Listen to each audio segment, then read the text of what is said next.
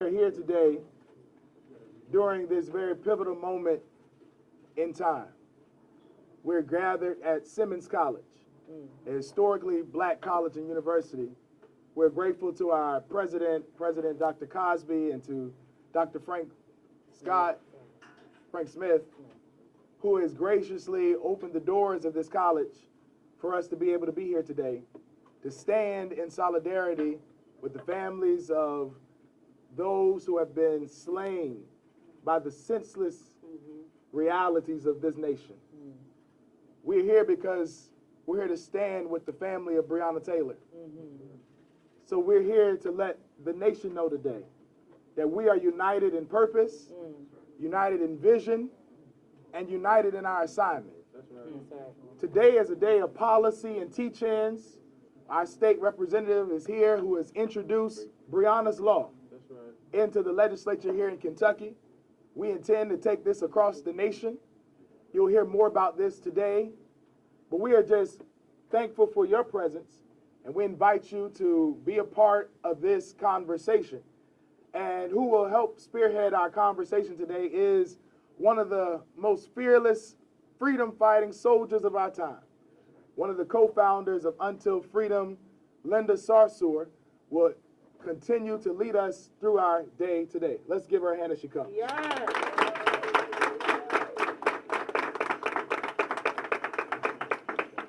Good morning, everyone. As Reverend Stephen Green said, my name is Linda Sarsour, Linda Sarsour.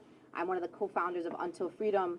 And today I want to start this press conference by sending condolences to the family of Trayford Pellerin from Louisiana, who was just shot. And I also want to send prayers for full recovery to Jacob Blake, shot at the hands of the Kenosha Police Department. So even while we stand here today before all of you with families who have lost their children and loved ones at the hands of the police and vigilantes, this continues to happen. So this is not a story of the past and what has happened before. This is what continues to happen. And that is why we are here in Louisville, Kentucky. What you will hear today is nothing short of remarkable. The courage and strength of families who not only fight for justice for their own loved ones, but came here in solidarity with Breonna Taylor's mother, Tamika Palmer, to let her know that they stand for her and stand with her and will continue to demand justice not only for their own loved ones, but for Breonna Taylor. This is not just a fight for morality. This is not just a fight for justice. This is a fight for transformative change. And I'd like to introduce to you the only black women legislator in the entire state of Kentucky who's working on and has presented to the legislator Breonna's Law. Please give it up to Representative Attica Scott.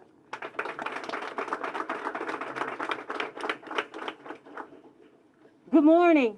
Good morning. Peace and blessings to you. I am State Representative Attica Scott, and I filed Breonna's Law for Kentucky because we have to end the home invasions, or what are commonly called no-knock warrants, across Kentucky. Far too often people think that black folks are only in Lexington and Louisville.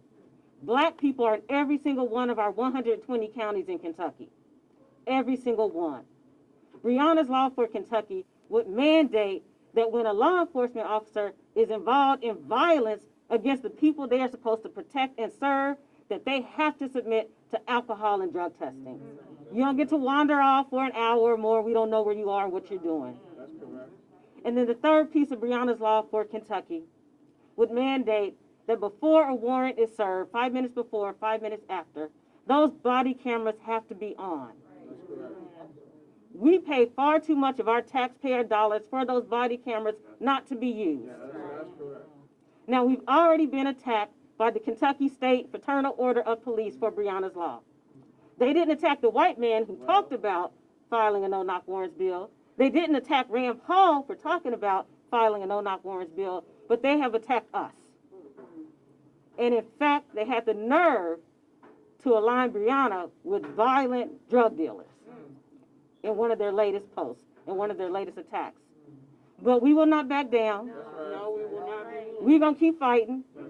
In fact, today I'm sending a letter to the leadership of the House requesting a hearing before the session begins in January on Breonna's Law. And finally, I want to give it up to Pennsylvania, Senator Kearney, who has filed Breonna's Law in Pennsylvania. This is a policy movement that is going to go all across the country. I have no doubt about that. And I appreciate everyone who has supported Breonna's Law for Kentucky. We will get it done. Yeah. Thank you so much. So, thank you so much, Representative Attica Scott. We are in full support as Until Freedom of Breonna's Law. We will work to support the local community here across the state with calling campaigns, working directly with our partners at Grassroots Law Project and others to help build the momentum that Representative Attica Scott and her colleagues need in order to make sure that legislation gets passed. Next up, I want to introduce to you the co-founder and our leader at Until Freedom. We are here in Louisville, Kentucky, living indefinitely until Breonna Taylor gets justice, and it is because of the vision of this woman. Please give it up to Tamika D. Mallory.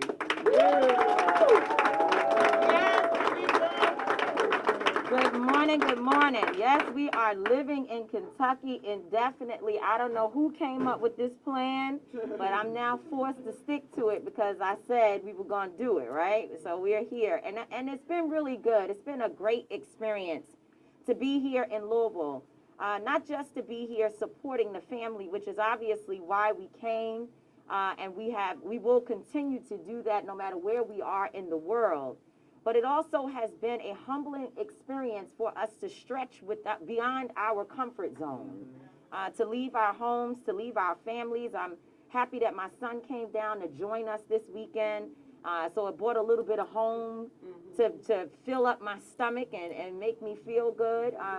And so I'm happy for that, but we have left our families behind, and there are a number of leaders who came from across the country. I don't want to start naming folks because I'm going to forget people, but I will say that one of our dear brothers has joined us here, who I have just a soft heart for, and that is a young man who was one of the leaders on the ground in Ferguson. We all know the Ferguson movement is where we really began to see what young folks were made of in this new time within the civil rights era. And social justice fight, and that is our brother Tory Russell, Tory, wherever he is. I just want to make sure that, and there are a number of other folks who have come together from across the country, and we've all been working together. We've smiled together, we've laughed together, we've cried together, and the other night when we were feeling a lot of stress, we prayed together. And we believe that a family that does all of those things together can fight any battle. And so we are on the battlefield. And BreonnaCon, where some folks may not have understood what it is that we were trying to accomplish by having a conference this weekend called BreonnaCon. First of all, some folks were a little confused about the name or felt uncomfortable with the name, to be clear. And what we know is that con is short for convention. So I understand that some people may have heard of Comic Con at one point, and that is one of the brands that is deeply associated with con. But since that time, you now have heard Politicon, Justice Con, Boss Con. And so what is happening is that people are beginning to use the word con, and it is stretching beyond where it started to being more of a culturally competent opportunity for people to have dialogue around a number of issues.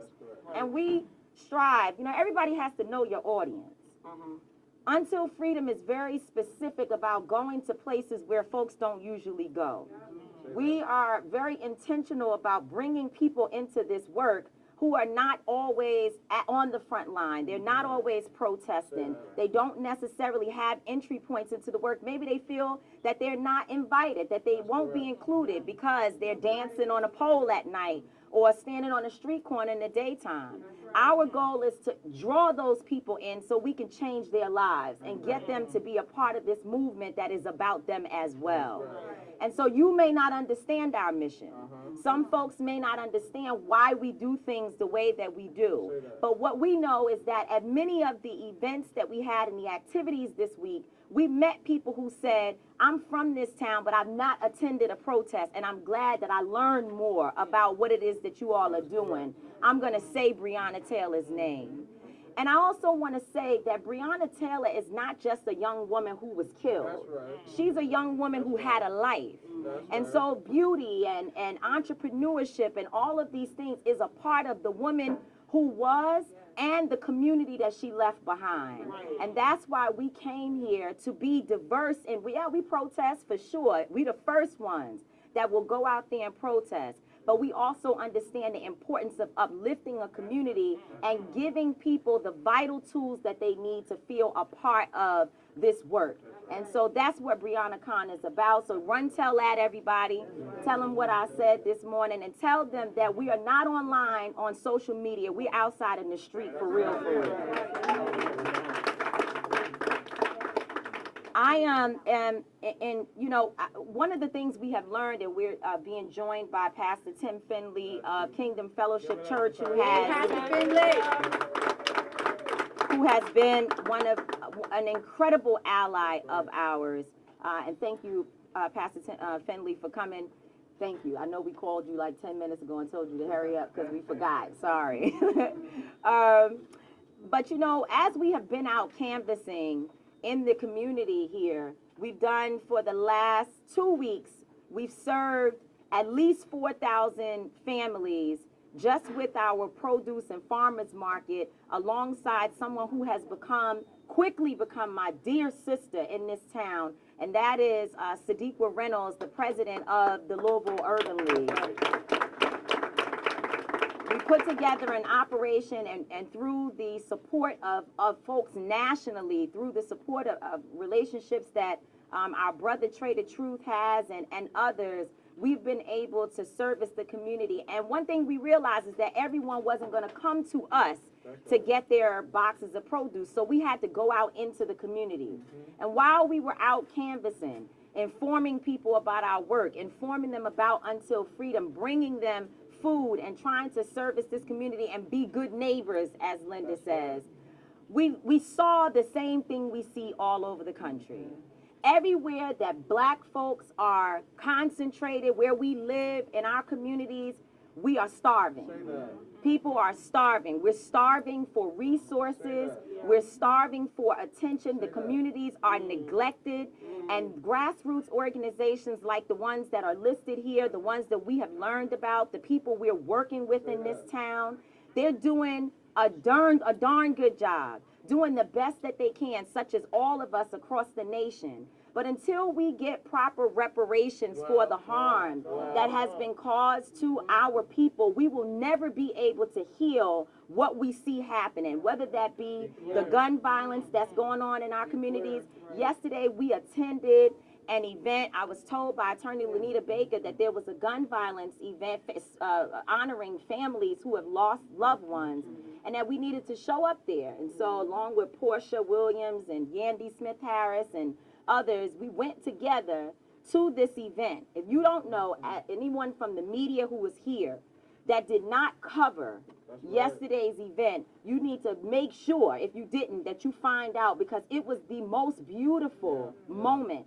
I cried. I felt so, it was just a special moment to see families bring the shoes of their children to the steps of one of the I guess the courthouse, was it a courthouse? To the courthouse, to bring shoes there and lay them on the steps. And one of the mothers who lost her own child walked by and pointed to the shoes, and the family members would yell out the names of those persons that used to wear those shoes and talk about their children. And what I realized is that that story, it may not be the same event, but there's an event very much like it happening all across this nation where Black people are. And we are not born savages. We are not born killers. There is something that happens in our communities, and it is called starvation. Poverty is, in fact, violence. And that is what we are experiencing as a nation. So when we come together, you damn right, we come with everybody. We're we're not a group of people that's just organizing with protesters. We're bringing influencers in because you could be shot. We're bringing politicians in. Everybody is invited to this fight because we all could have been Breonna Taylor, and we all could be the 3-year-old baby that was shot and killed in this town. We all could have any of those experiences at any time just because the color of our skin says so. And so we are again glad to be here. I want to say to you as I close that America has to deal with us. That's a fact. And I think this summer has shown that we are not going back. We're not going back. I saw our sister Tiffany Lofton is here from the NAACP, and I think your campaign, y'all's campaign is called "We're Done Dying." We're done dying.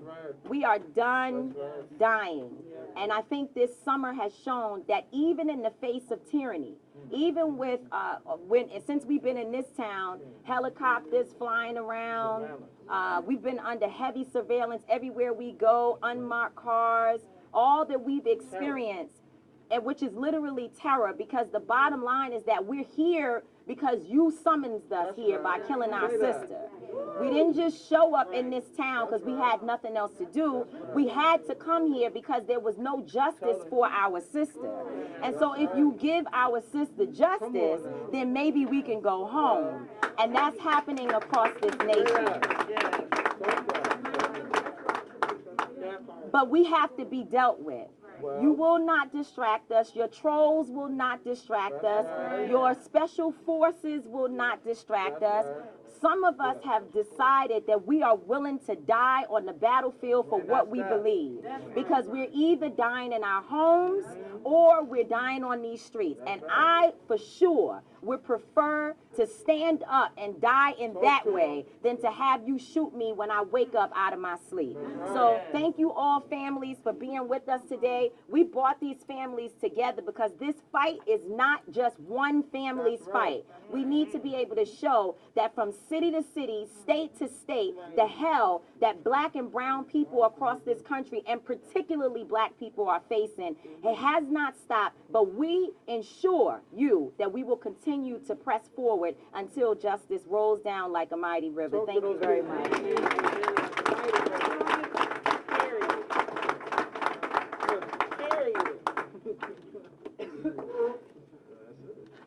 Next up, I want to introduce to you a brilliant woman, a daughter of Louisville, a fighter for justice, someone who's unapologetic, and I'm so proud to know her. We are so proud to know her at Until Freedom.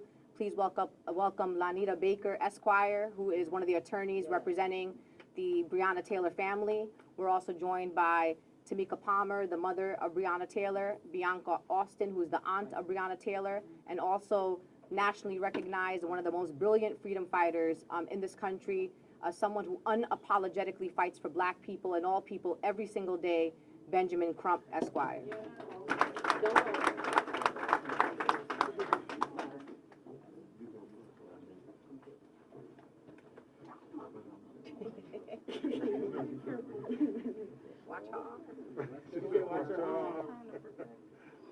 United we stand, divided we fall. That's the motto for the state of Kentucky. United we stand, divided we fall.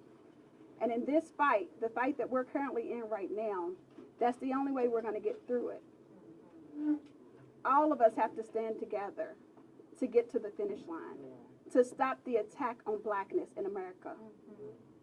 To get there, we can't have irresponsible people who call themselves leaders telling us to withhold our vote.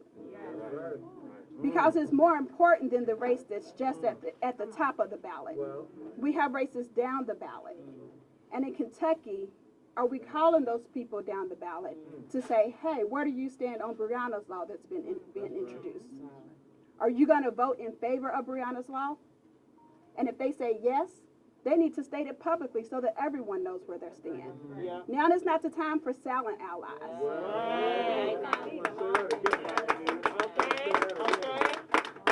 It's not. We can't accept you being on the sideline saying we support you. We need you to stand up. We need you to be vocal. We need you to vocalize that support. To say it's not right to bust into someone's home. It's not right that our police officers are not being drug tested after any officer-involved shooting. It's not right that police departments get to investigate themselves when they are the aggressors. Right? And in order to stop this behavior, we have to change the laws. So that we don't have another Breonna Taylor. So that we don't have another Philando Castile. So that we don't have another Alton Sterling. So that we don't have another Jacob Blake. We have to change the laws so that we can quit having the hashtags. So united we stand, divided we fall. And that's where we have to do it at the ballot box in November. And I'm going to turn it over to Attorney Benjamin Crump, my co-counsel. Thank you.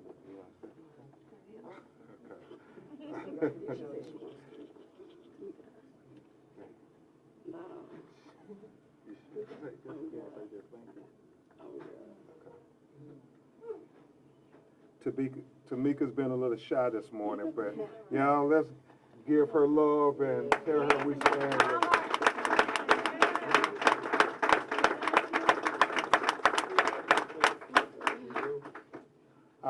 Thank you to Attorney Lanita Baker, one of the best kept secrets in Louisville, Kentucky.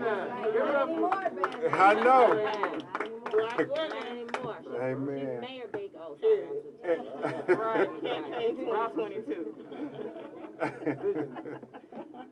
Y'all starting something.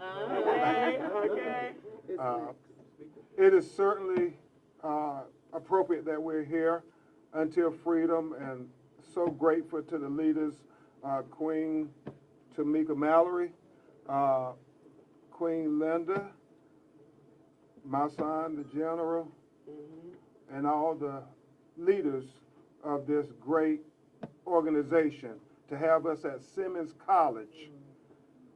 You see, Reverend Bryant, this follows the precedence that has been set before how we achieve change in our community. It's when the educators, the preachers, the lawyers, and the activists all come together for a common purpose.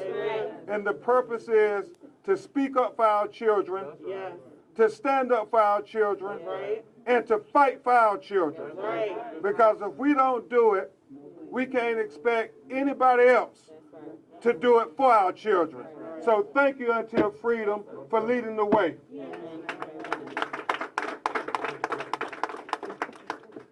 And it is with a very heavy heart that we're here. I think it has been alluded to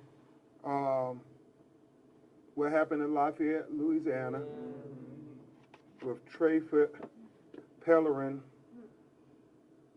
Even though they are grieving and heartbroken, Tamika, they ask that I let you know that you're in their prayers. Because you all, as I'm sure many who are gathered behind us, are in a fraternity that no parent wants to be in.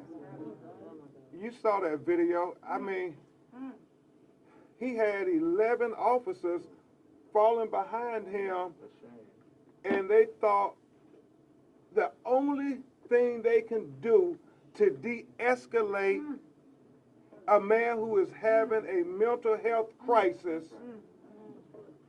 is to put 11 bullets in his body. And it's all on video.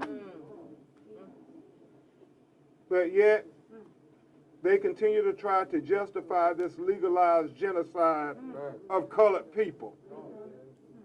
And then you all just saw Tez in Wisconsin.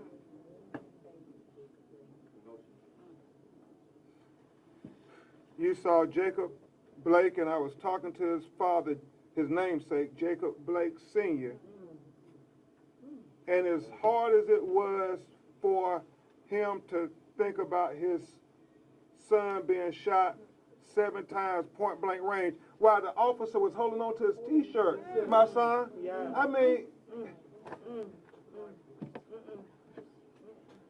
what he said, Reverend Green, the hardest thing he was dealing with is that his 3 grandsons, his 3-year-old grandson, his 5-year-old grandson, and his 8-year-old grandson was in the car as his father attempted to get into the vehicle.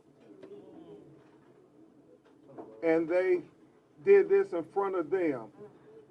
Now, can you imagine what kind of psychological problems these babies are going to have for the rest of their lives?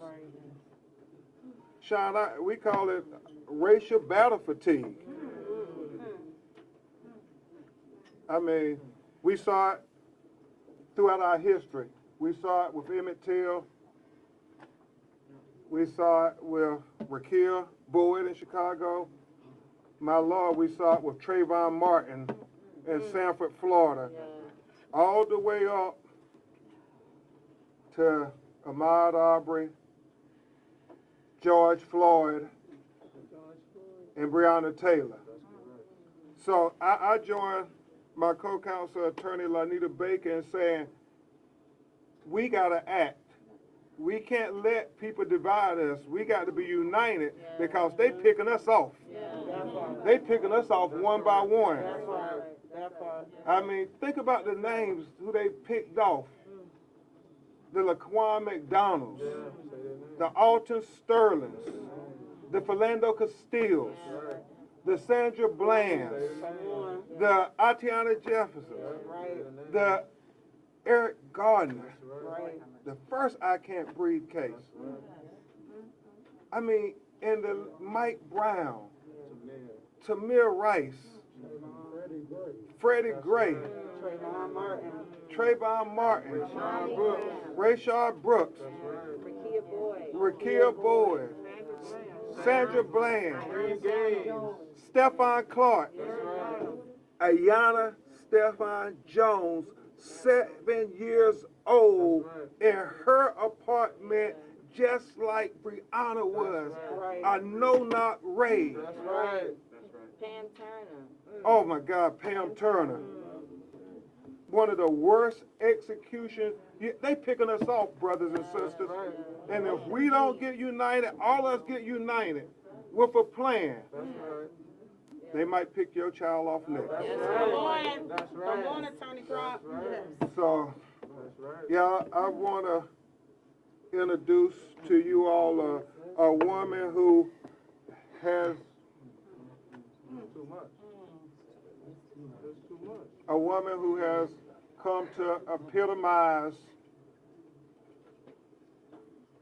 how you grieve with dignity and grace.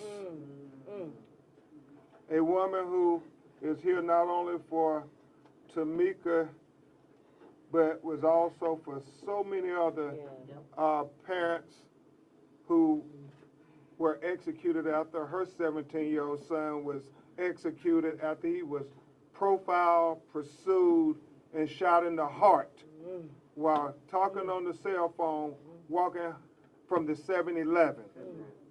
And she's going to be joined by the nephew of George Floyd, who was like a surrogate son to him, who came all the way from Houston, Texas, Brandon Williams. Tamika, you know her well because you were there when we all were saying, I am Trayvon Martin.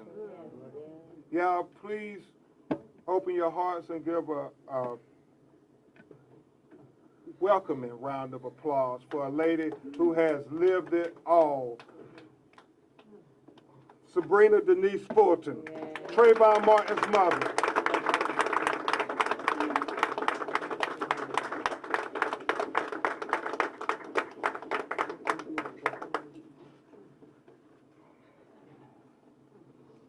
First of all, I want to say that families are standing together. Families are uniting. We are no longer taking our kids that are deceased and going home and being depressed and suicidal. Tell us, Sabrina. Tell us, Sabrina. We're going to stand together. We're going to stand tall. We're going to be here for these families, such as my family. We are going to do this. This is a struggle. This is hard. You guys don't really understand what it's like to stand up and be heard.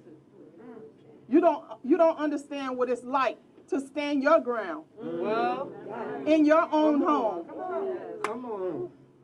A lot of times we see these tragedies happening because they're not stories. Because we can't end that. These are tragedies that are happening. And you have to search your heart. I want to tell America to search your heart and think about if Breonna Taylor was your daughter and the police came in your daughter's home and shot and killed her. How would you feel?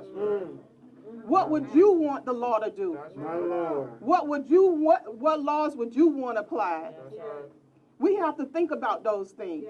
We can't be selfish and just think about ourselves. We have to think about somebody else sometimes. And America does not want to deal with the ugly truth.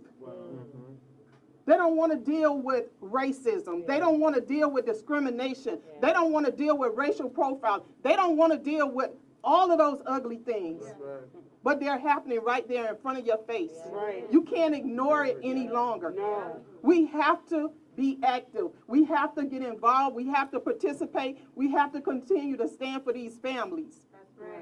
And right now, I want to take just a moment of silent meditation for not only Breonna Taylor and her family and her mom, but everyone that's in this room and everyone that's listening that has lost a child through senseless gun violence, and there's no accountability for it. So I just want to take, just pause for one moment. If you could just close your eyes for one moment and just thank God that we able to still fight.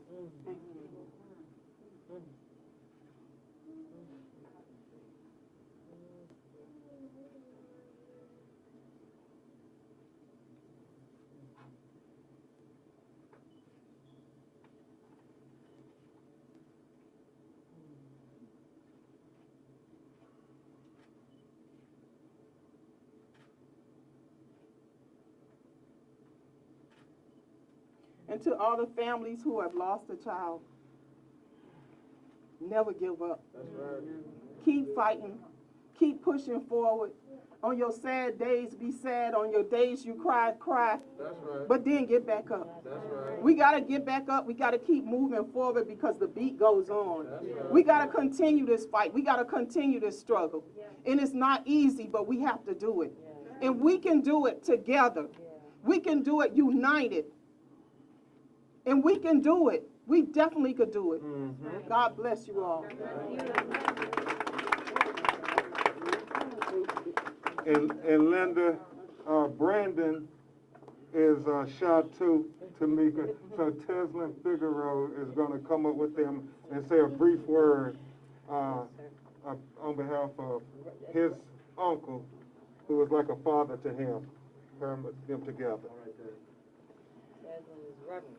Right, that's why he said brief, because he know I get up here and start preaching. On behalf of the family of George Floyd and all of the families that stand here today, let's be clear about one thing that my sister Tamika said. I wish I had a minister around here. I think Reverend Brian is up here. And there's something to be said about the new generation. Joshua said that he's not waiting 40 years. And so when you see these young folks out here pushing for a new message, a new agenda, they may organize different. The same way that I stand here with my brother Brandon, Moses also had somebody, and his name was Aaron, Pastor Brian, that said that if you cannot speak, I will send you a communicator. And so when people get upset that folks are coming in and what they call outside agitators, they were sent to be a communicator for those that couldn't speak for themselves. And so if you don't like it, get used to it and buckle up. Because we're not waiting on you to figure it out. And we're not waiting on 40 years for you to get it together.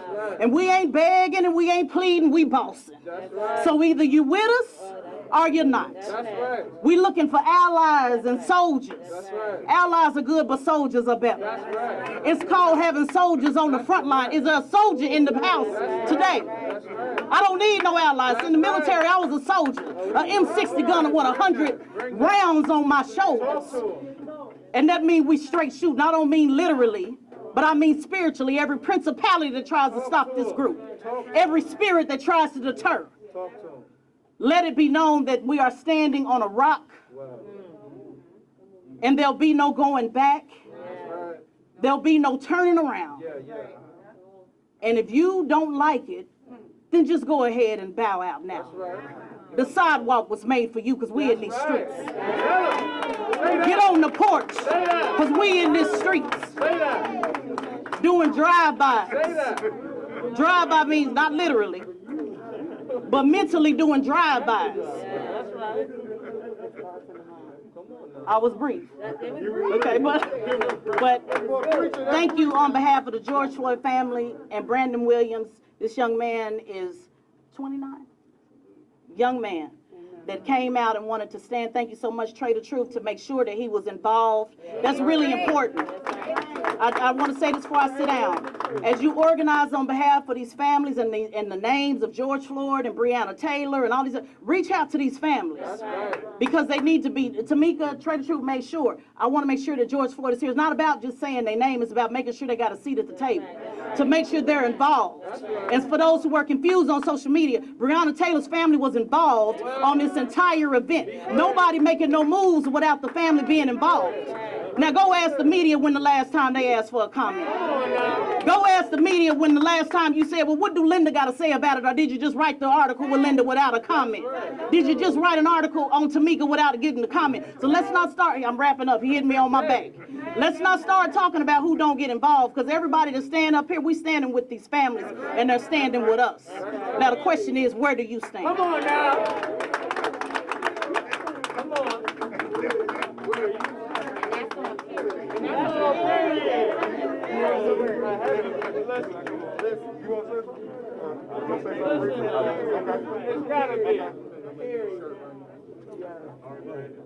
How y'all doing? All right. First off, I want to thank everybody for having me, especially the Until Freedom organization. They've been nothing but gracious and kind to me, and I appreciate y'all for having me. So thank you to everybody involved. I'm not here to make it about George Floyd or certain individuals, but I believe it's a major issue going on in this country, and it needs to be addressed. There's no way that, I mean, several families here, and it's all for basically the same reason. Change needs to happen, and it's only going to happen if we come together. So I'm just, I'm thankful to be here to just stand in support with you and your family and the rest of everybody that's here. It means a lot, and hopefully this sparks what needs to be done and what should have been done a long time ago. That's right. And I'm looking at you in front of me with this shirt on. We are done dying. We're tired of it. That's right. And change needs to happen. And right now, we're no longer waiting. That's right, brother. And they can't keep getting away with what's going on. And it's getting caught on camera now. And they're still trying to deny the facts. It's unbelievable. So thank y'all for having me. Thank you, Brandon. Good job, Brandon. Lord have mercy.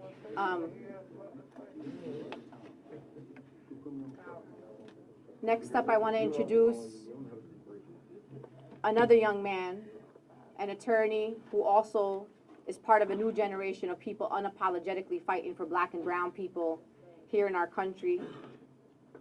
He's also joined by the families of Ahmaud Arbery, Tatiana Jefferson, Anton Rose, and Jamel Roberson. And his name is Lee Merritt, Esquire.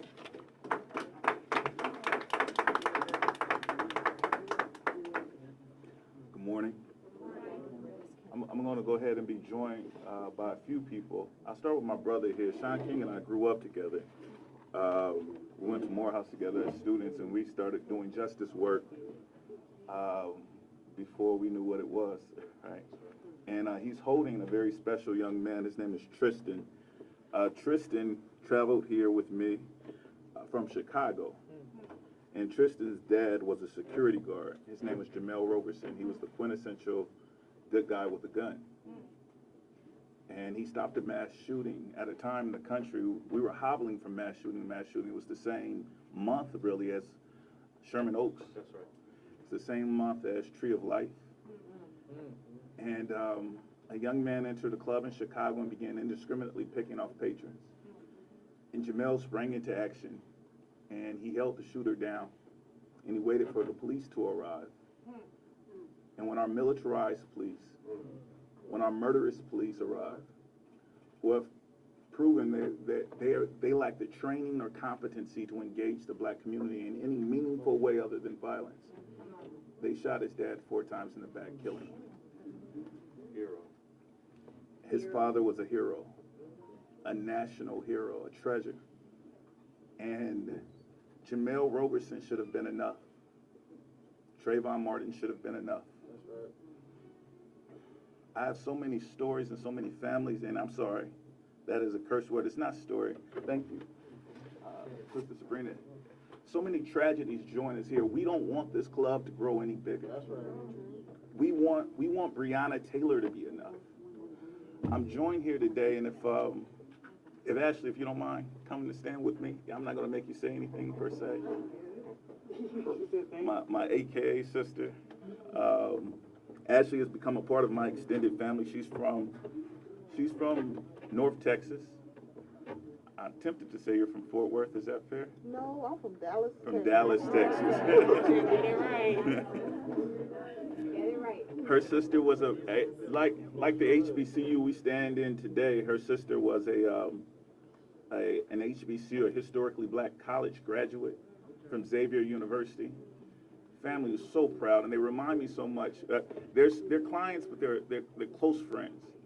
And their family reminds me so much of my family. First generation, when my sister started talking about the Joshua generation, who said they weren't going to allow poverty to hold them back.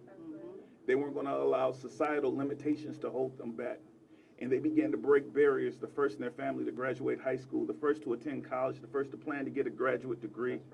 And while she was home taking care of her mother playing video games with her 7-year-old nephew, Zion, she left the door open. She left the door open to get a cool breeze. A neighbor noticed the door open, knowing that an elderly woman stayed there. He called to see if someone could just go by and check. And the Fort Worth Police Department came to Tatiana Jefferson's bedroom. They crept through the back of the home and they shot her through the window, killing her. We're joined here by the family of Antoine Rose, Michelle Kenny, who's been a mother to me. I call her Mother Kenny. And Michelle is standing for her 17-year-old son, Antoine Rose. That's right.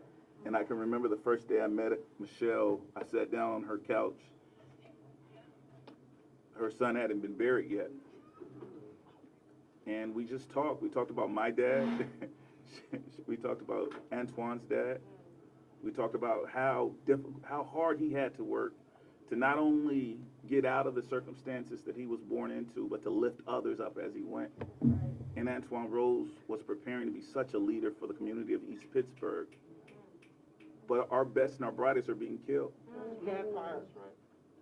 And Antoine Rose on the day that this officer, Michael Rosfeld, was sworn in, the first day that he was sworn in, and he took an oath, hours later, he shot her son in the back as he ran away. He was unarmed.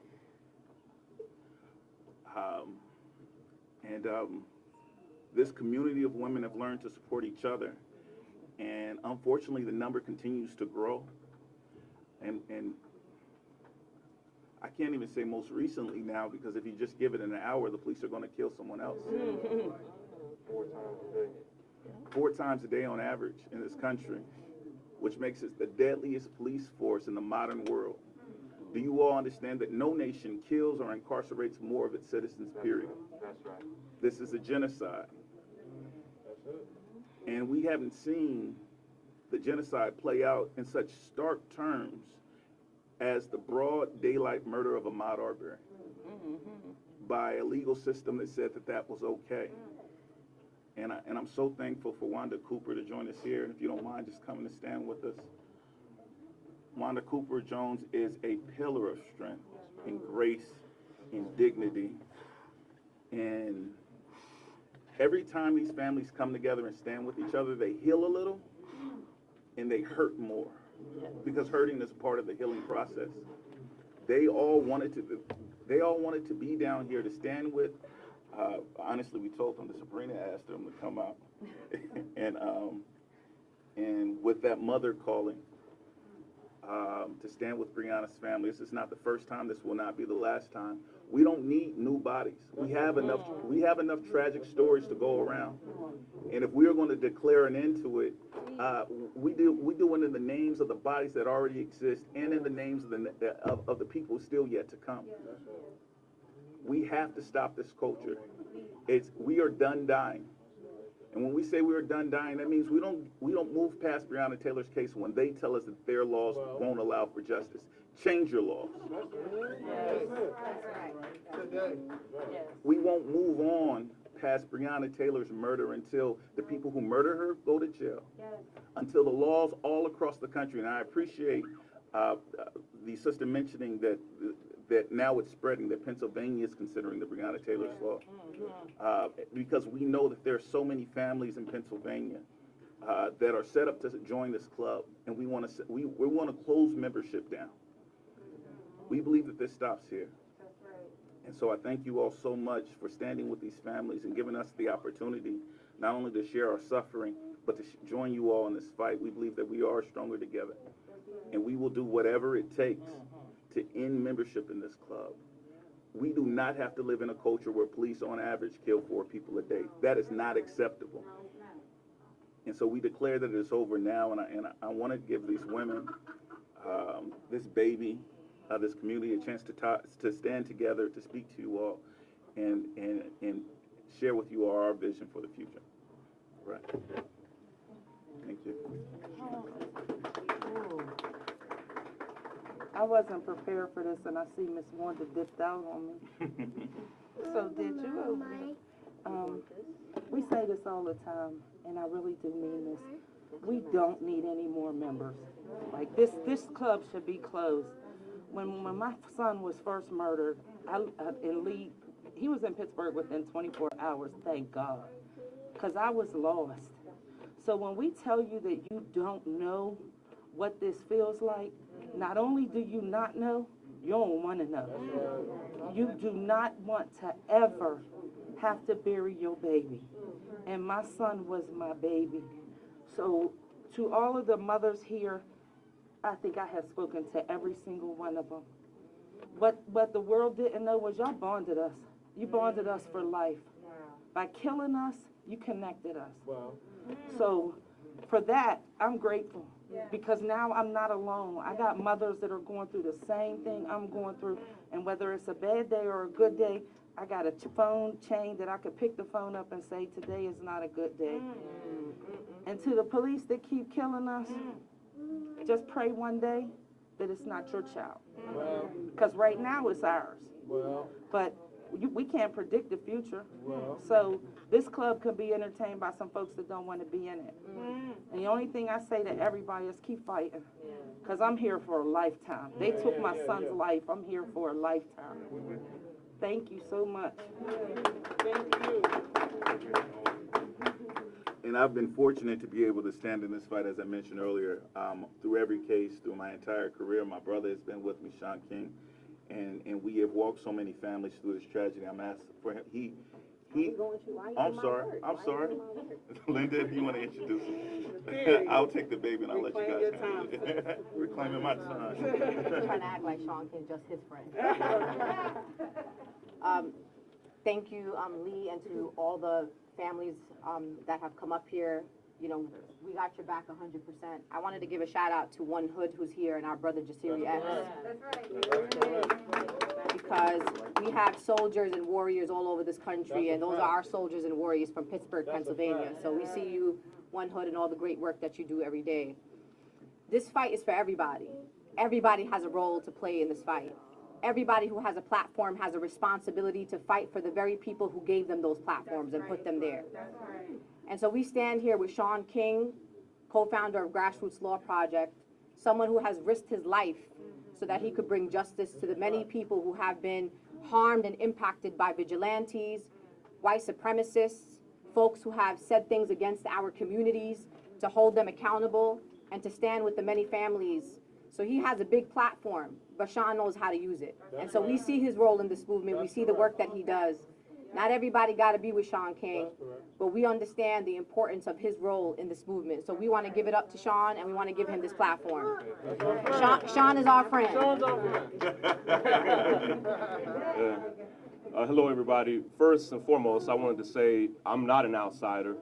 I was born and raised in Kentucky, and so I lived here for 20 years, and this is my home. And I just want to make a very simple point. I was actually trained as a high school teacher. I bump into people who think what I do is post on Instagram, but I was actually trained as a teacher. I taught high school history and civics. I taught for 3 years in Atlanta's jails and prisons full time. I just want to teach just for a moment. Louisville's system is not broken. There's a tendency for us to often think that what we're dealing with here in Louisville, what we're dealing with in Kentucky, and what these families are dealing with all over the country is a broken system. But when a system is broken, what that means is that system was designed well, was well-intentioned, and has deviated from the way it was designed. That's not what we're dealing with. And so when you approach a system that's broken, you approach it with Band-Aids, with tinkers, with little adjustments. What we're dealing with is not a broken system. We're dealing with a system that was designed to function this way. And so often, what we fight for are adjustments and repairs. Well, that's what you do to a broken system. You adjust it and you repair it. But this system that we're fighting against was designed to oppress us. It's not broken. It's functioning exactly the way it was imagined, created, the way it was funded to work. And so often what we experience is that in spite of all of our good efforts, the little adjustments, you can slap a body camera on it and they'll still do it. You can have a cell phone, which what we just saw, and it continues. It's because this system is actually functioning the way they intended to function. So yes, we're here to call for justice for all of these families who've experienced it. But what we're actually calling for is a complete dismantling of this system. When we call for defunding, what we're saying is that this nation shows its priorities every single day. So when a city like Louisville, when a county like Jefferson County, or a state like Kentucky says, well, we care about children. Well, we're saying, show us that in the budget. When people say Black Lives Matter, well, we want to see how Black Lives Matter in your budget. Show us how Black Lives Matter in your policies. And what we understand is that the policies, the budgets, don't match the rhetoric. So we are here to dismantle these systems from the bottom up.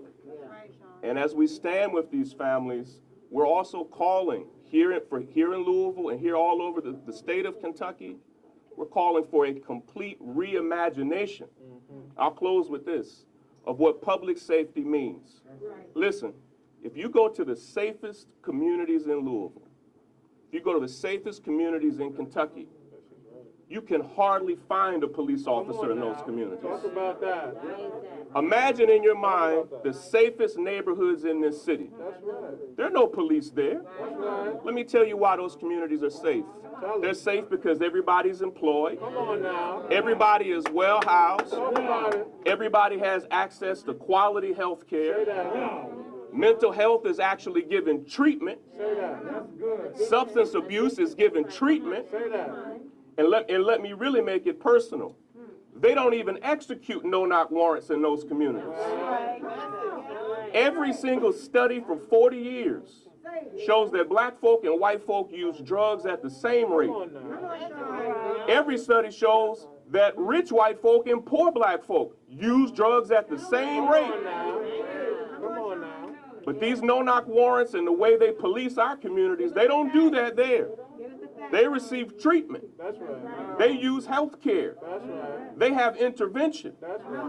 And so they define for themselves safety to be one thing, which is access to resources, which is access to quality schools and health care, but define for us something totally different. And what we're saying is we want the safety that Louisville's safest communities have.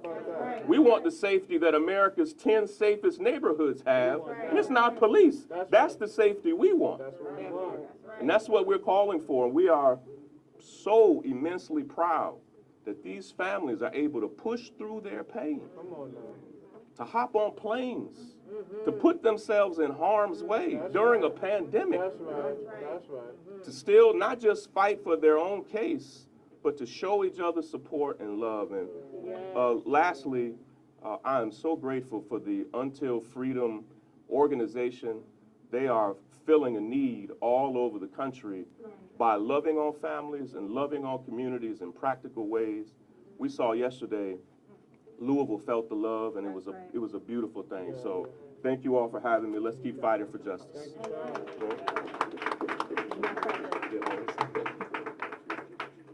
Thank you, Sean.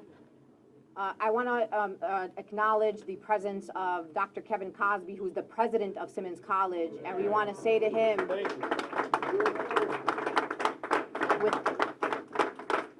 we have such immense gratitude for you, and everybody plays a role, and this is your allyship and solidarity and sisterhood and brotherhood that you have shown to us and the families that are here today. So we want to say thank you to you on such short notice for opening your home to us.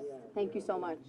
I want to bring up, we've talked a lot about police reform, police accountability, or you can't reform the police, and that conversation about families who lost their loved ones. But we know that the people of Louisville are hurting beyond just police accountability and the police killings that are happening in this area. And there are people here in Louisville, Kentucky, who are on the front lines ensuring that the families here in Louisville have what they need. But what we do know is the resources are limited. But the courage is endless. So we want to introduce to you our sister, Sadiqa Reynolds, president of the Louisville Urban League, who's on the front lines working on eviction prevention, making sure families have adequate food, and fighting for our families in the city of Louisville so we could get the reparations and the respect and services that we deserve with our taxpayer dollars. I am Sadiqa Reynolds, President and CEO of the Louisville Urban League, and I am honored to have Until Freedom and all of these people in our community. There are a lot of folks that are saying, why are they here? Why are we getting these outsiders? Well, if we could have got it done, it would have been done. Breonna was killed in March, and we still don't have justice. We need to be clear about something. We may not all agree on everything. I don't know their sign. I don't know how they vote. I don't know who their mother is or father is. But what I know is that they came to Louisville and they said, we want justice for Breonna Taylor. And so then I said, then you and I are aligned. I am the president and CEO of the Louisville Urban League. Justice for us means jobs. Come on. Full access to justice. It means support for small businesses. It means education. It means closing the achievement gap. It means health care. It means access. It means recognizing that our people are dying more in this pandemic. And it ain't because of protest. Everybody here has a mask. We pull it off to speak. We are protected. It is because of underlying conditions, jobs, justice, education, health, housing. We need affordable housing in this community. We have 6,000 children at a minimum that are homeless in our public school system. We want access to justice in every corner of this city. And yes, we want police reform, absolutely. We are tired of police officers responding to people with mental health issues. That is not their job. They are not trained for that. We want you to deal with us, and Sean said it best. Let's look at this, y'all. In Louisville, you don't even know how much money we spend on Narcan. Because when white folks have drug problems, we revive them. Every life matters. If your skin is the right color. We have to talk about this in our city. We have got to talk about it. We've got to call out the fact that we are willing to revive some people and some people we are willing to throw away. When we have been suffering with drug addiction in our communities, what happened? We were imprisoned. That's right. It was not a public health problem, and now it is. It is time for us to talk about race. It is time for us to talk about justice. We have to do that. And to those of you out there who support organizations like the Urban League, and you say, Sadiqa, but they're disruptive, or they're these people that have come in. Let me explain. Come on. See, Kaepernick kneeled for you, quietly, silently, on a football field. And you didn't speak up for him. You allowed them to destroy that black man's career. So what we have decided is we can't find a respectable way to get justice for us in this city, in this community, in this country. So the Urban League, Louisville Urban League, along with all these folks, we are here to say our lives matter. Brianna could have been me. She could have been my daughters. My life has to matter. And somehow I think they thought, and I'm going to wrap this up, but I got to say, somehow I think, because there's been little leaks of, well, maybe Brianna was in a relationship with somebody that used drugs, or maybe this. So you think somehow that she was not respectable enough for us to love her, to care about her? Come on, y'all. We got to be smarter than this. We are aligned in our desire to see justice in this city and in this country. And it is important for us all to be together on that. White, black, rich, poor, everybody. We have to have it. We have to have it. Our souls must demand it. So, I just want to say this. You need to vote. If you're in the street protesting, you need to vote. If you're in the street protesting, you need to finish that census. You must do that. We must be counted. If your life is to matter, you have to be. But to the folks who would say, we want you to have justice, we just don't like how you do it. And the folks who would say, we want peace. Let me say this clear. You get your peace when we get our justice. Come on now. And if you have a better idea for how to save our children, how to save our sons, how to save our daughters, give it to us. Because we've been begging, we've been kneeling, we have been praying, we have been crying, we have recorded you, we have done everything we know how to do, and our babies are still dying. So listen to me. You want justice, so do we. Give it to us. You want peace, so do we. Give us justice. Invest in our community like you invest in other places. Jobs, small business support, affordable housing. Close this achievement gap. And I mean do it now. I mean now. I don't mean later. Because here's one other thing. In this country, we have money for everything we want to have money for. And so as an example, Ruth's Chris, Harvard University, millions of dollars in stimulus. I'm on the Fed board, and the Fed said so many people that got stimulus funds, that money ended up in savings accounts. So this country can write checks when it values you. And so it's time for us to have the investment that we have seen in other places, because our country can afford it. And let me say it to you like this. We cannot afford not to. That's right. All of these people here, we love America. We love this country. I am here in this city. I love Louisville, Kentucky. I gave birth to my 2 children here. I may die here. But you know what? I have found the thing that I am willing to die doing. Thank you. Thank you until freedom. Thank you all. Thank you, Lanita. Thank you all. We love you.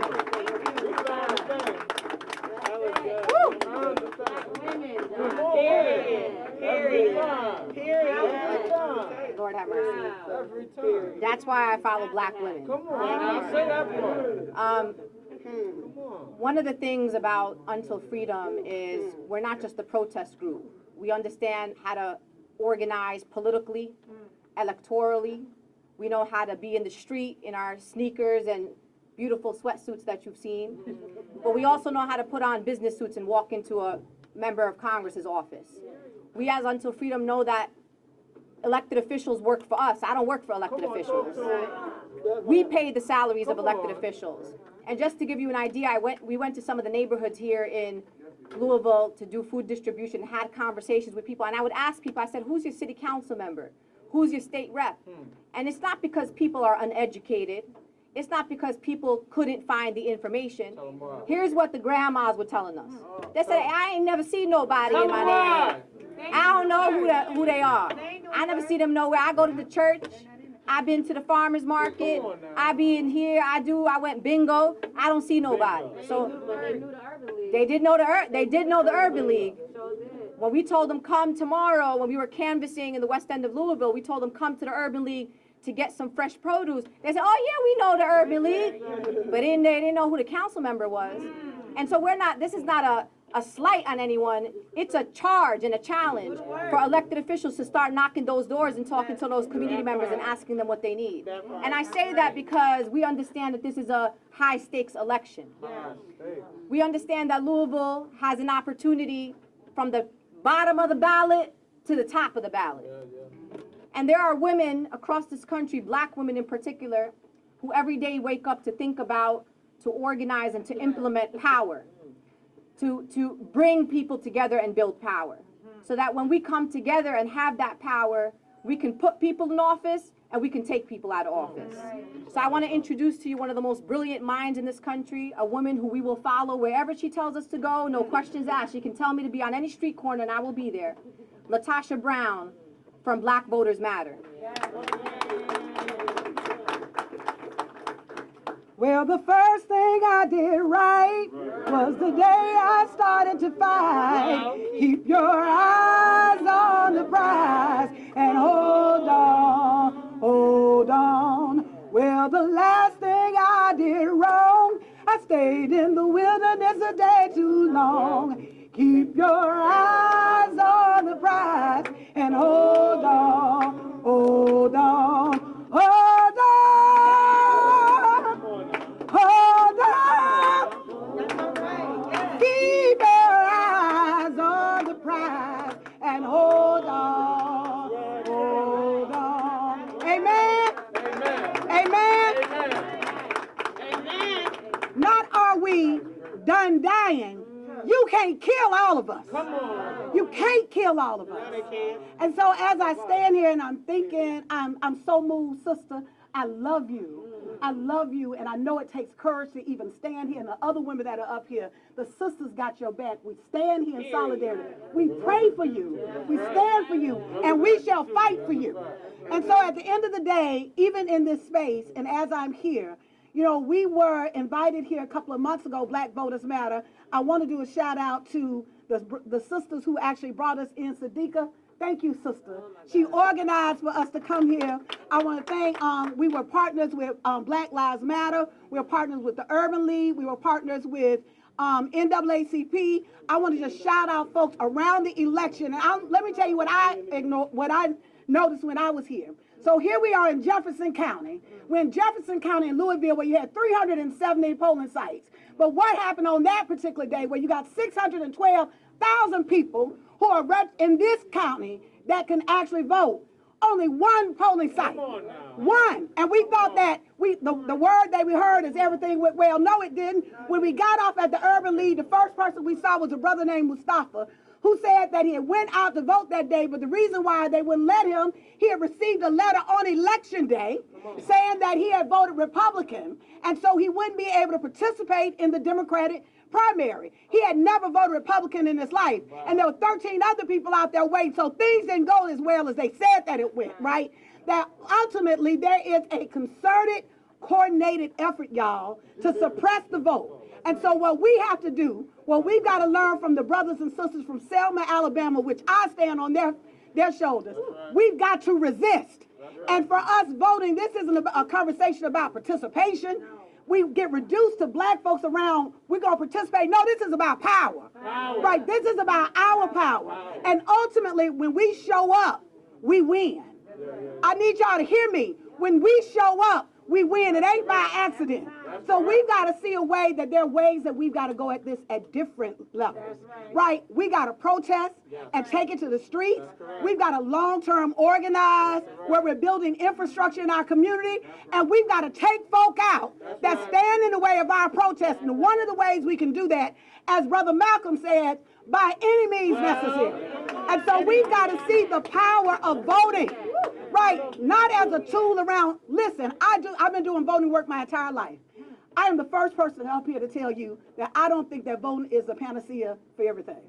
That it's not going to solve everything. What it will do, though, I can tell you the difference, that when I've gone in a courtroom and see a DA that was elected by black folk and a DA that was not, I can tell you the difference in the sentencing. I can tell you the difference of when there's judges put in office, right, that have stood with people and those judges that have been against the people. So it makes a difference. When you are at war, you have to use every single tool available to you so that you can back folks up off you.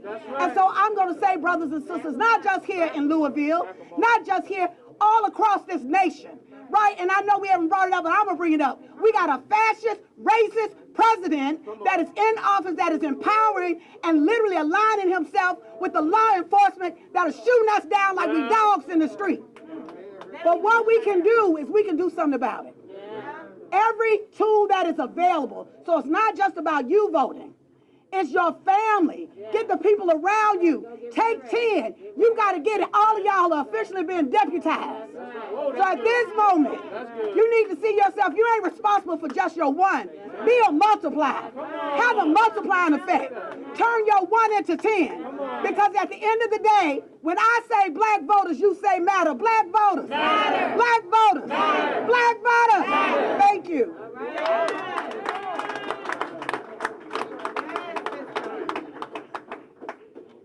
Latasha taught us if voting didn't matter, they wouldn't be trying to take your right to vote away from you. And the mailboxes, too. And the mailboxes. Don't remind me about the mailboxes. That is a situation. Lord have mercy. You're all employers in this room without even you knowing about it, because you employ these representatives in your communities. And you could actually make a decision whenever you feel like it at every election that they are fired or hired. So make that decision this time. I want to thank a lot of our friends who are in this room. The Louisville 87. 87! Free the guys, free the girls. Some of the bravest folks that we met out here in Louisville who didn't even know who we were, but they felt the spirit. That's right. They trusted us. And they went with us into the Department of Corrections here at Louisville. That's right. And we built sisterhood and family and brotherhood with them. And they have been showing up for us every single day. Anytime we call them, the Louisville 87 from Louisville are here. Right. That's a fact. Want to give a shout out to our friends from the Kentucky Alliance Against Racist and Political Repression. Yes. I see Shamika here in the room.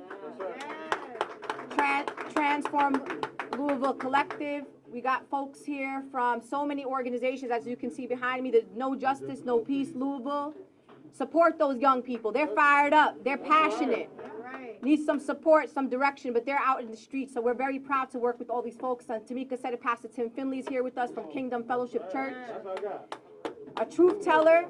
We're going to be talking tonight. He's going to be hosting tonight. Oh, yeah, tonight we got, so that's, you just got me there. So tonight we have a mass revival.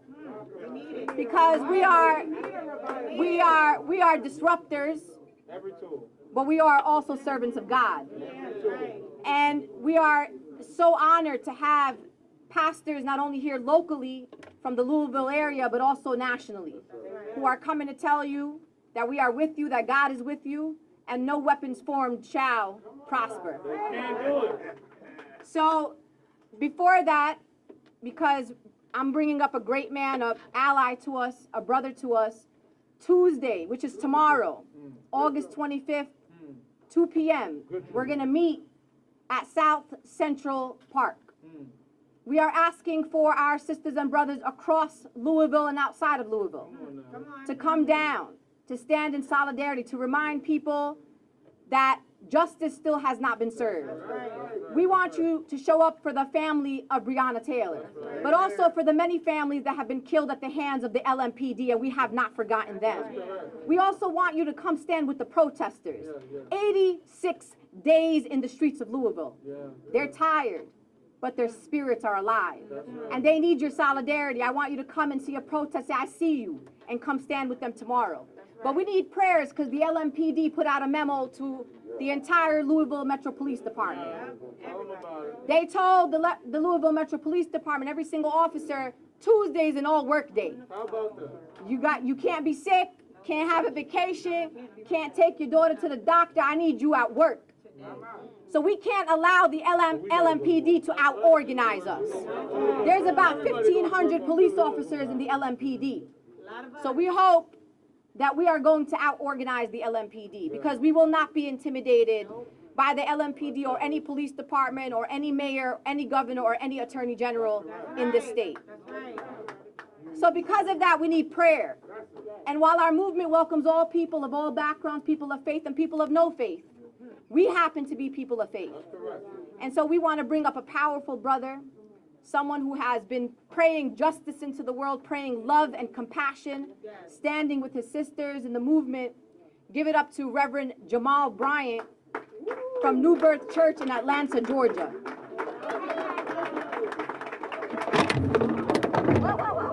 You're too fired up. God is ready to go.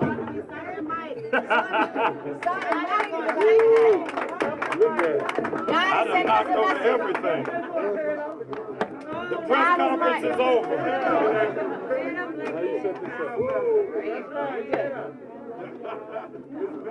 We're dismantling everything today. God is talking. Yes, clearly. Thank you.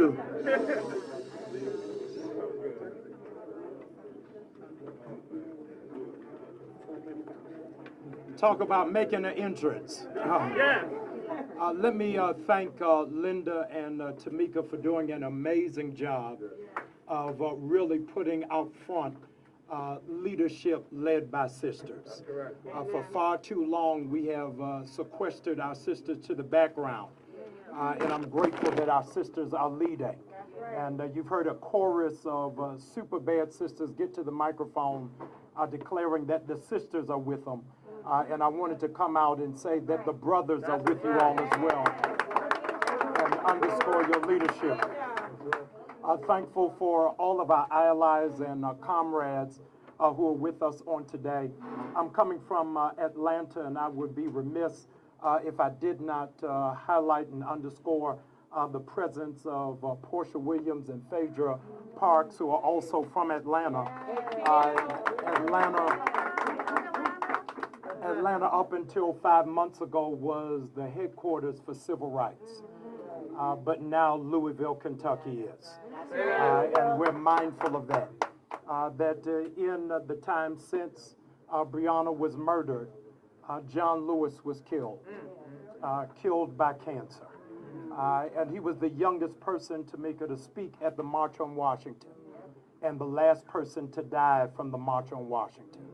So it's serendipitous that this week we're headed back to Washington, and young leaders are now taking the stage. And when they wouldn't invite us to the platform, we built our own stage to make sure that there was space. It is interesting to note that the most noted letter ever written in American history was a letter from a Birmingham jail, in which Dr. King had to say to preachers who didn't get the memo that we're here because injustice is here. That's right. Regrettably, Tamika, that letter written by Dr. King under this postal system would have never been delivered. How about it? It is an amazing thing of how it is that we see mailboxes are missing, but the deliverers of the mail are not missing. Standing before you are, in fact, mailbox carriers. Those who are carrying the message to the mayor, to the district attorney, the state's attorney, to the governor, and the president, that we cannot rest until justice comes. It's amazing that the Bible gave us a sneak preview that the weapons of our warfare are not carnal, but they're mighty unto God for the pulling down of strongholds. Many of you are wearing masks because you believe that you are under the indictment and the threat of COVID-19. But it's really the COVID of COVID-16-19. President Simmons just reminded us that this is 400 years of slavery. And what a time for COVID to come. Because COVID is, in fact, a nuclear threat to those of us who are advocates. You'll notice what it is that COVID requires advocates to do. The first thing that COVID requires advocates to do is to cover your mouth. And they have been hoping that we would be silent over these last 5 months. But we keep screaming, even if we got a mask on, that we will not rest while it is that America is out of order. While we were in this press conference, the Republicans decided that Donald Trump was worthy to hold up their entire party. And yet we will not be silent.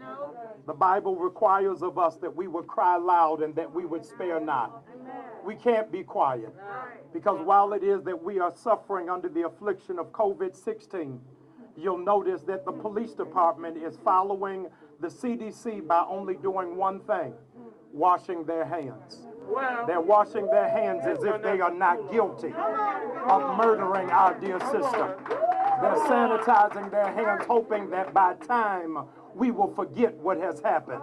But we have assembled here from Atlanta, from New York, from Chicago, from Florida, to tell the Louisville Police Department, you got blood under your nails. And the blood under your nails is that of Breonna, that you have killed senselessly.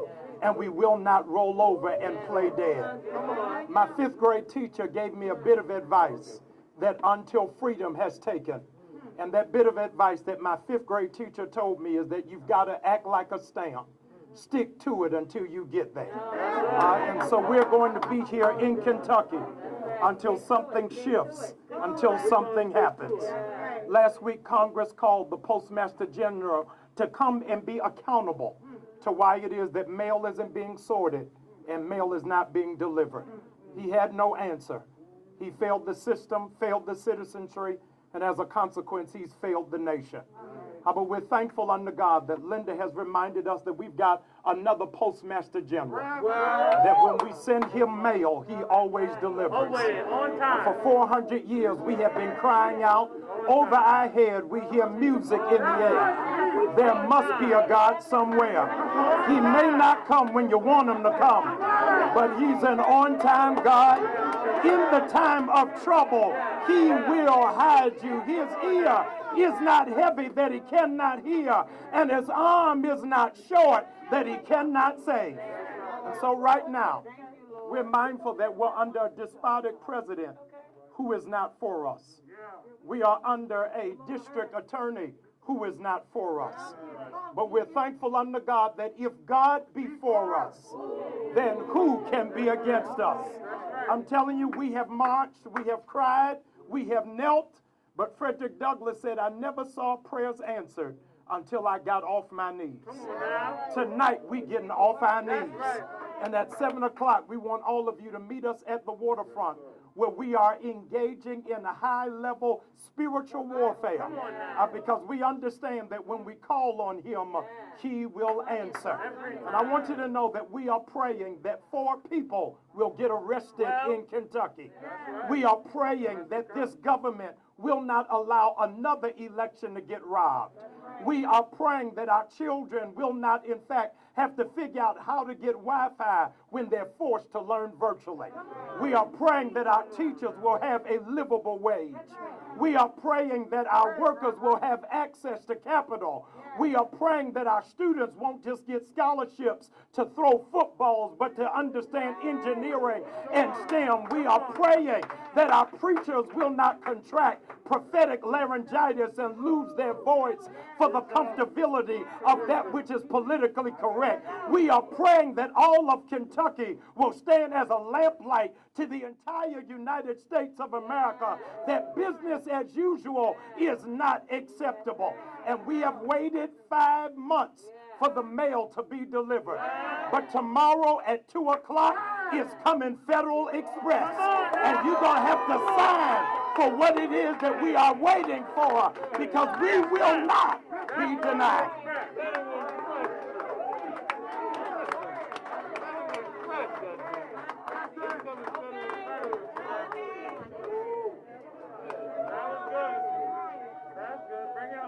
Federal Express, 2 o'clock, Louisville, tomorrow, South Central Park. We're going to be marching on the LMPD Training Academy, where the training to execute black people, to racially profile black and brown people, to terrorize communities starts. And we will be marching somewhere else, but we ain't going to tell you all about that. You know us, we just take you with us. Just trust us and go along like the Louisville 87 trusted us. If you're fired up after Jamal Bryant, he was giving you a little promo for tonight, 7 p.m. at the waterfront. That's right. We're going to be out there praying love into the people of Louisville, lifting you up because you are loved. We see you from every corner of this nation. And as Angelo has said before, my co-founder, you are the ground zero for the civil rights movement in America right now.